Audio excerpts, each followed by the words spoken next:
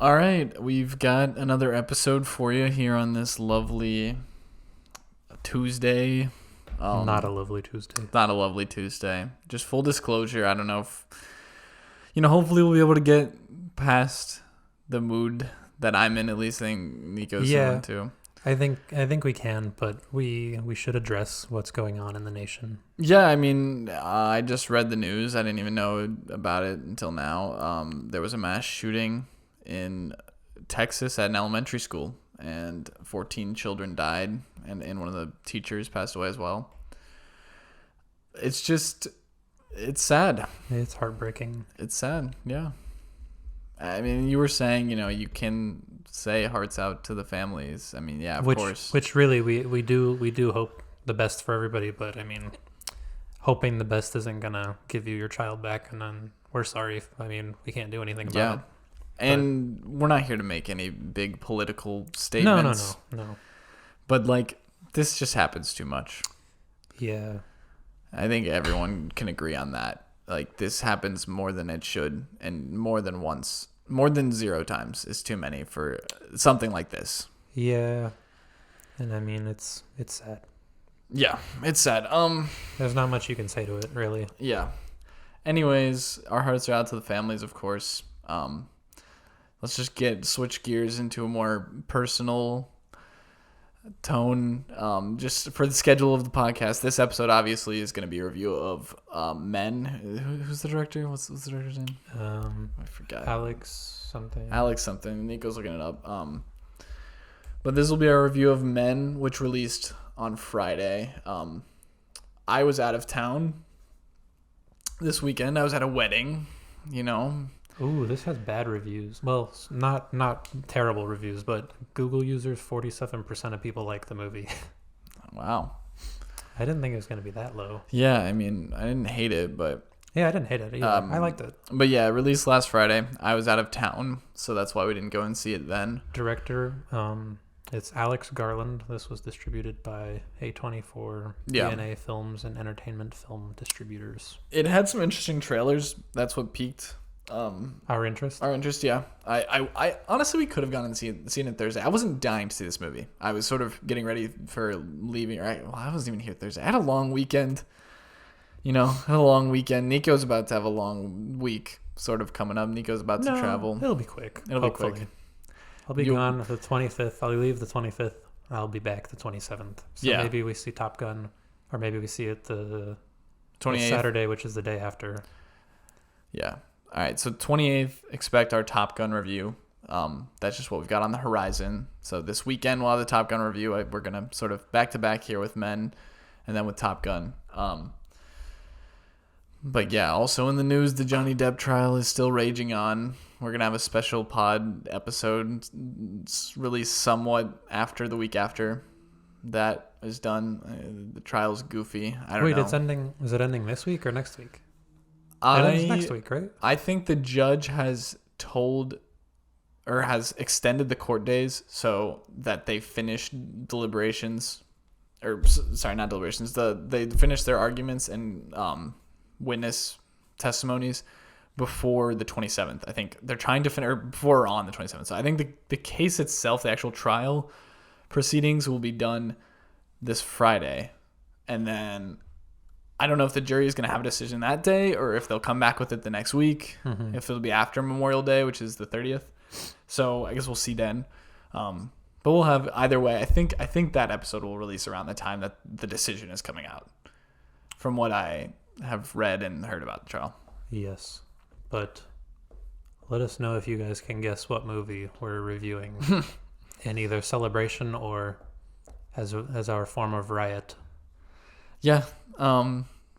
Take your guesses, but anyway, yeah, the trial's been going on for way too long. I feel like it's just. What do you mean? Just a long thing. I feel bad for the jury having to waste their time with it. Yes, if anybody's been on a jury, please let us know.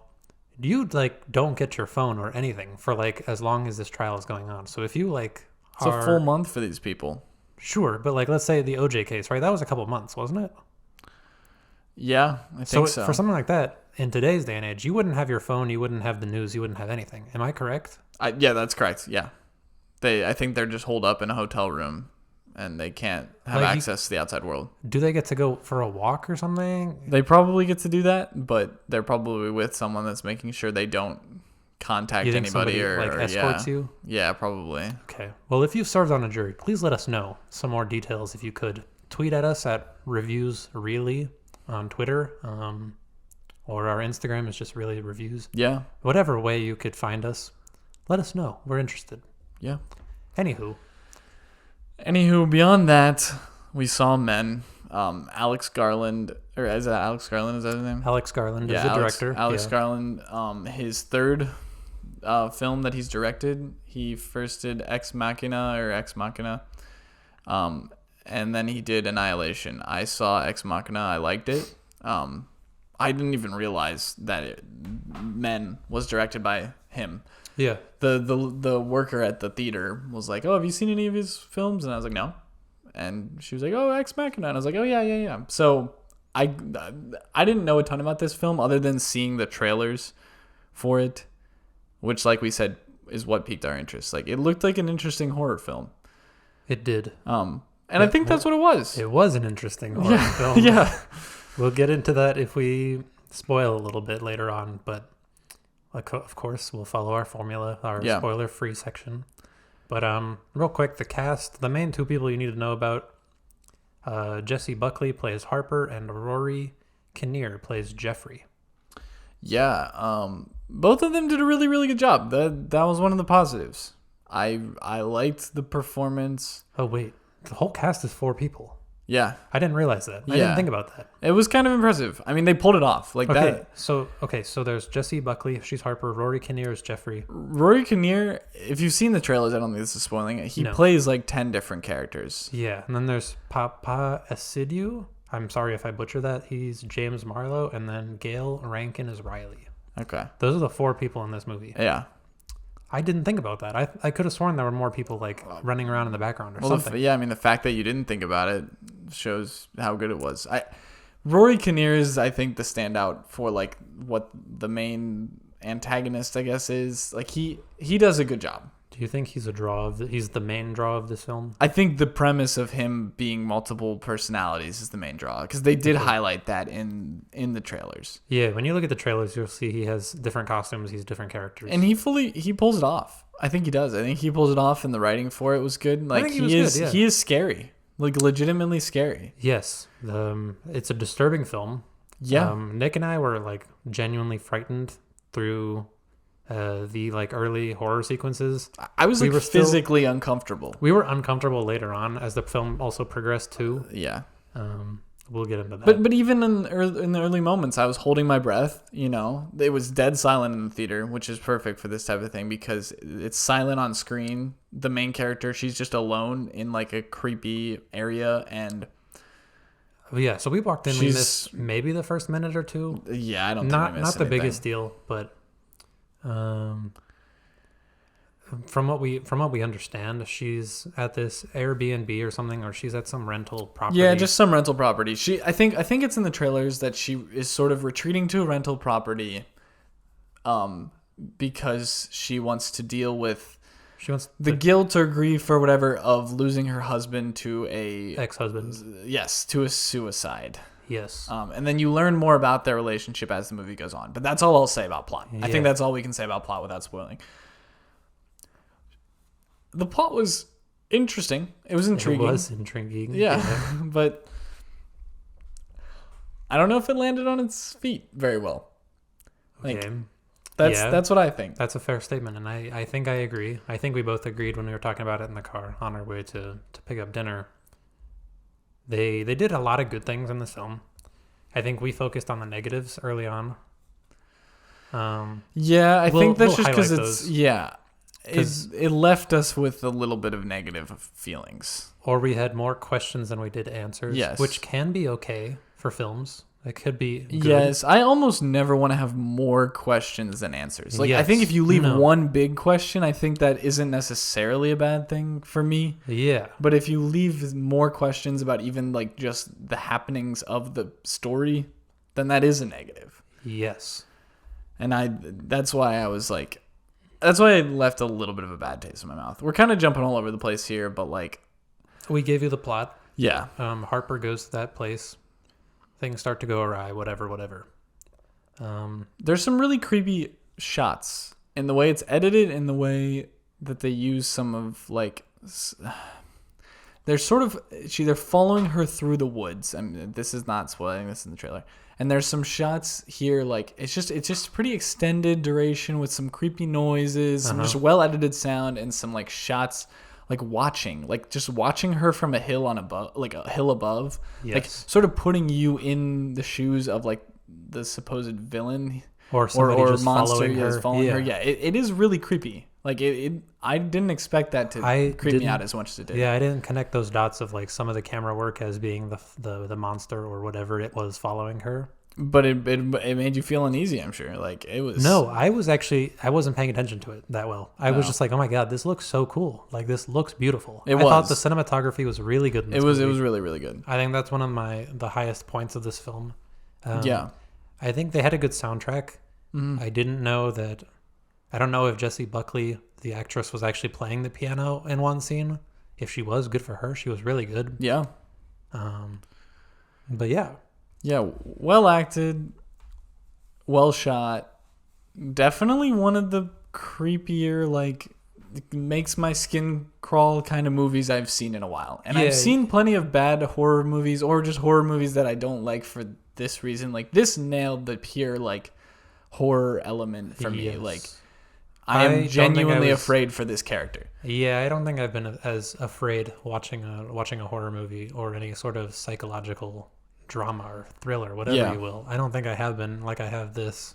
Yeah, so that's the positives for it. The negatives, it doesn't really land on its feet very well. I think it felt a little empty to me by the end. Okay, it lands, but there's, as we said, there are some of those questions that just there were parts of the film that were a little bit half-baked or a little bit underdone, or they brought it up and then they never went anywhere with it. Yeah. And it's not that they tried and failed. It's just they didn't even try. They just, like... Yeah, they either didn't try or they were just like, okay, time to just leave it up to the viewer completely. Yeah, which maybe that was their intent. But I didn't like that choice. I don't like that choice I didn't like that choice at all. I feel like most people wouldn't like that choice. Yes. It wasn't a bad movie. No, it's not a bad movie. But it left me unsatisfied. Like, that's what I'll say. It left me unsatisfied. Here, we'll move this, or we'll make another one over there. Yeah. Do you want to rate it? I'll give it a score. Yeah. Okay. I'm gonna go 6.3. Really? Yeah, I think it had more good than bad. It wasn't like it kept me entertained. It just left me unsatisfied. So like I wouldn't say I regret the experience, and I wouldn't even say it's a bad movie or even like just a meh movie. Like it was good. And here's the word that we mentioned in the car. I was like, okay, so it's not like a waste of potential, but it's untapped potential. Yeah. Right? I think that's a good way of putting it. They could have set up a couple of things and really elaborated on it, made it kind of more cohesive, or just left a bit less to the viewer to interpret.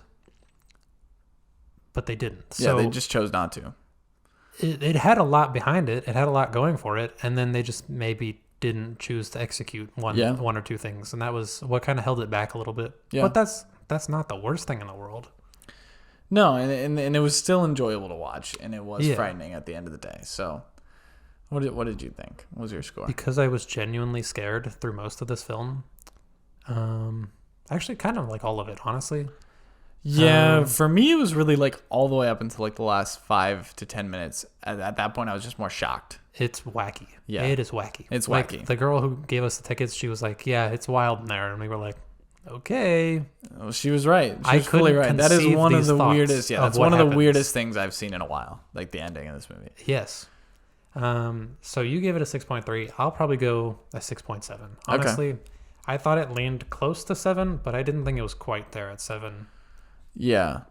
I mean, yeah, I think it lacked a little bit of substance too. I think that's part for me what knocks it down a little more also. Like, because At the end of the day, that's really why I wasn't satisfied. Like, I would not want to go back and watch this movie again because I don't feel like I missed anything. No. Like, it leaves you with so many questions, but I don't think I missed anything. Or if I did miss something, it's something so small that it wouldn't answer it would not scratch the itch. Yeah. But yeah, do you want to get into spoilers? I think, real quick before we get into the spoilers, I think just some of the unresolved things, or some of the things that just were left up to interpretation, like at the end of Inception, spoiler alert, 13 years late, you know when they, at the very end, that final sequence, they spin the top and then they cut to black? Yeah. That, I think they left that up into interpretation, but that was done correctly. Yes. This, which that was kind of like a game breaker, if it is or isn't. But like at the same time, it's not. Does that make sense? Yeah, no, it does make sense because the rest of the movie was resolved. Like, it resolved. Like, it answers most of the questions, everything else. This one, there were just a couple of things, but there were a couple too many things. Yeah, it just raises many questions and just leaves them hanging completely. Which, if that's the intent, cool.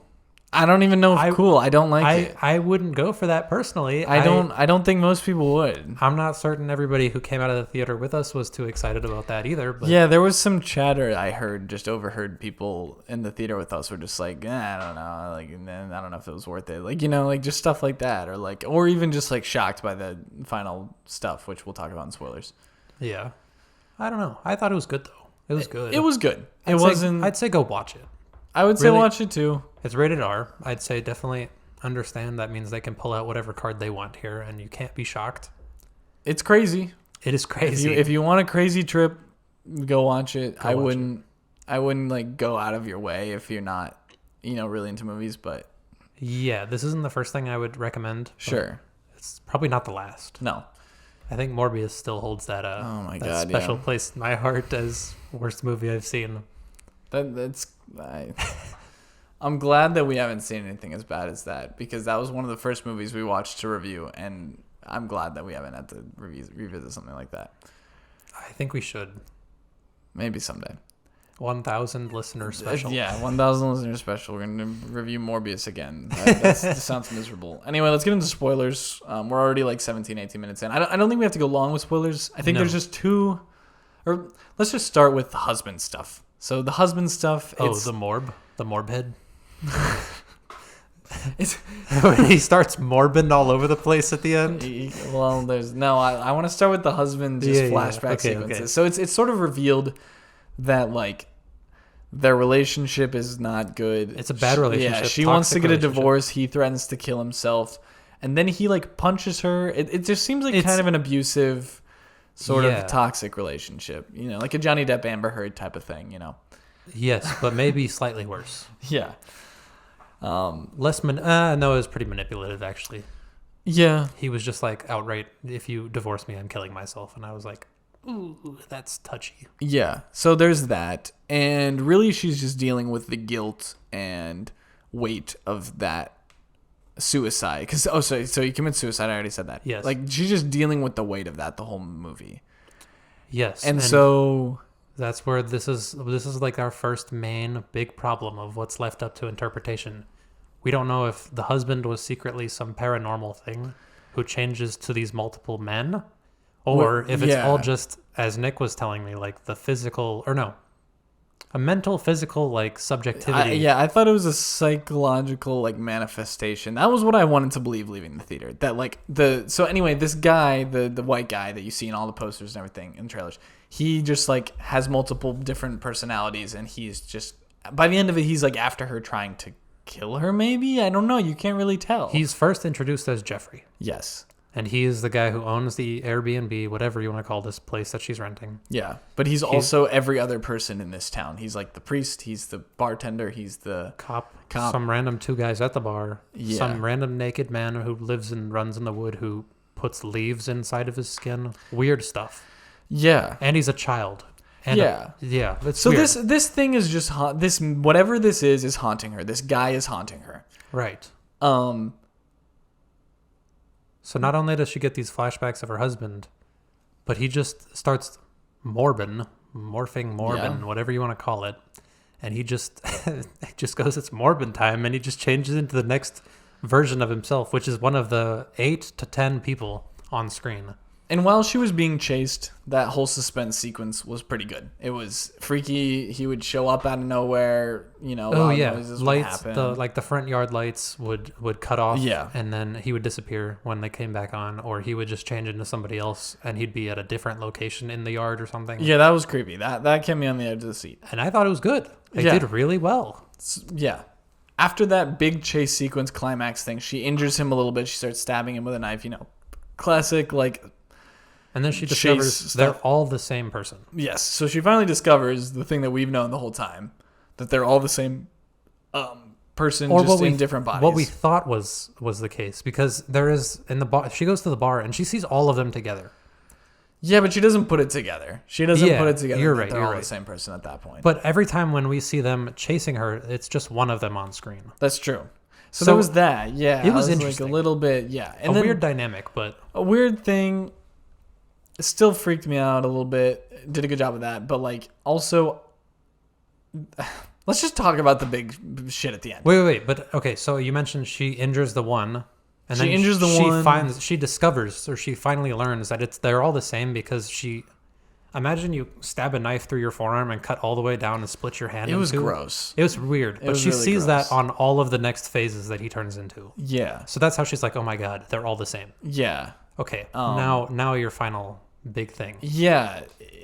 He starts, the guy, the leaf naked man, just starts birthing the different versions of himself out of his different body. It's just a chain reaction of births.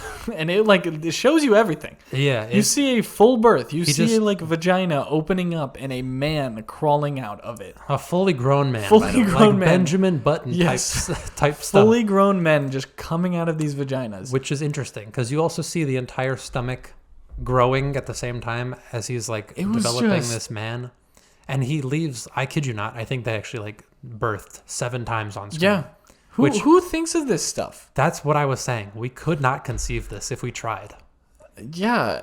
And then by the end of it, it's revealed that her husband gets birthed. He gets birthed. He's the last phase of the whole thing. And then you realize, all the injuries that he had from his suicide where he jumped off a roof were the same injuries that this man that was chasing her sustained. You're right. Yeah. That one ankle and down the wrist. Yeah. So it's implied that somehow this thing that has been chasing her is connected to her husband. And then it's sort of implied that she axes her husband. She just kills him with an axe that was in the house. Which they show you earlier on in the film. Yes. Which don't miss it if you watch it. Or if you've seen it. I don't think, neither of us. They make it pretty obvious. They do. I just thought okay, this is clearly going to be a callback later on. But yeah, so I think that it's implied that she kills him off screen, and then she goes out, and then the thing ends. There's a title card. At the end of the film. And then her girlfriend or friend, we don't know. I'm going to assume it's a friend. The way they're talking the whole time, it's a friend. We don't know, because she shows up and she's pregnant, which is weird. I thought it was a girlfriend because of that. Yeah. But I don't know. But that was that just completely goes against everything that everything about their dynamic. Whatever their dynamic.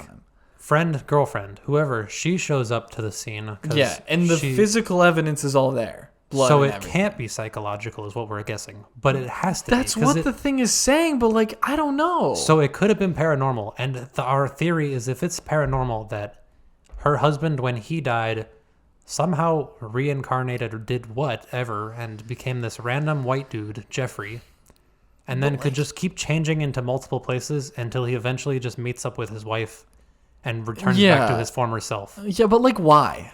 I don't know. Why does the movie do that? This is the problem with the movie. They didn't explain why. They didn't explain how. Yeah, but for me, there's more of an explanation in there about it being a psychological manifestation. Yes. Because she you see her, even when the men chasing her are not on screen, you see her experiencing intense guilt. She sees blood, she's doing, flashbacks and all that stuff.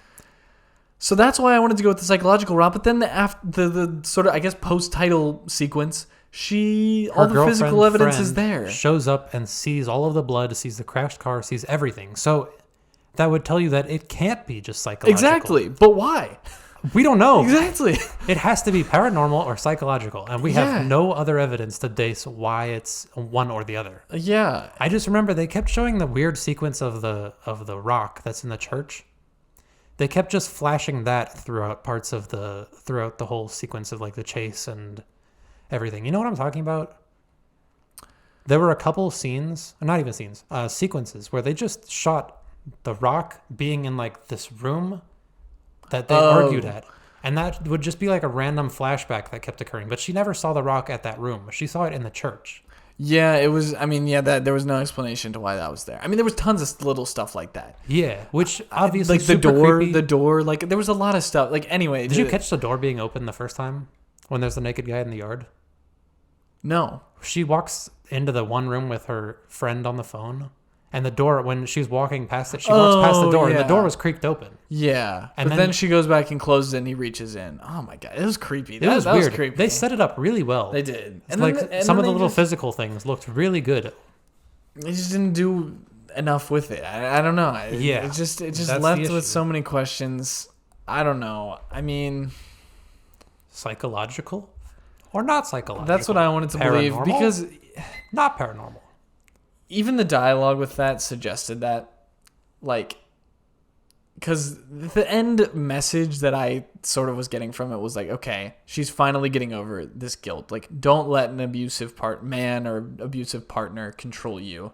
That's what she was doing. She's axing the guilt. She was saying, like, in the argument scenes, she's like, yeah, I'm not going to let you choose this. I have my own fucking life to live. Something along those lines. And that's sort of the action she chooses at the end by axing her husband. Whatever those demons, whatever it is. Yeah. Whatever it means. We assume she's gotten over it. Yeah.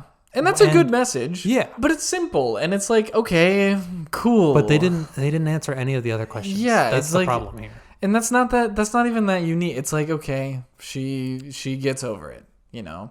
Yeah. And she went on this journey to get over it. But like, what was the journey she went on? And like, why did she go on this journey? What did any of this mean? You know It? You remember It? Yeah. When, I don't remember the main kid's name and his little brother, but he sees Georgie, the little brother, he sees him down in the sewers and he's like, oh my God, it's Georgie.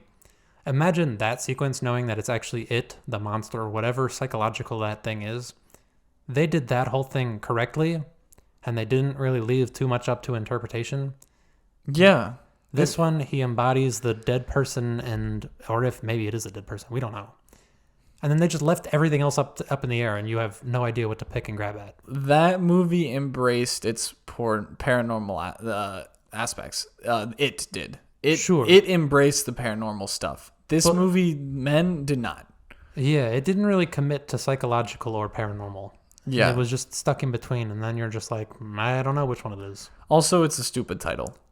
I thought the title was funny. That's another reason why I thought it was funny, but like it's stupid. I don't know. Like, all right, men. Well, it's because there's multiple men just like ruining her life. It is just a bunch of men, haunting her for a week. That's all I have to say about the movie. Anything else you have to say? That's the most grotesque thing I've seen in a long time. That's all. That's what's gonna stick with me is this weird man birthing men out of himself. Obviously, growing vaginas on different parts of his body. The anatomy was not correct. It was interesting and disturbing, but I say it's worth a watch. I say go see it once. At least watch that scene. Sure. If you want to just be I don't know how you're going to be able to find that scene, but if you find it, go ahead. Yeah. Go crazy. But like, it's intriguing. Yeah, it is. That's our review. Unless you have any final thoughts. No, that's the review. Men. That's the review. Men. A24's most recent film. We'll be back on Saturday, probably, maybe Sunday with Top Gun. Top Gun Maverick. Yeah. Top Gun Maverick. A 40-year-old sequel. It looks like it could be good, though. So I'm excited. But yeah. Everyone give Nico some well wishes for his travels. Not that he'll need I'll be back in 2 days. Yeah. All right. Thanks for listening. Thank you. Goodbye. Listening. Thank you. Goodbye. Listening.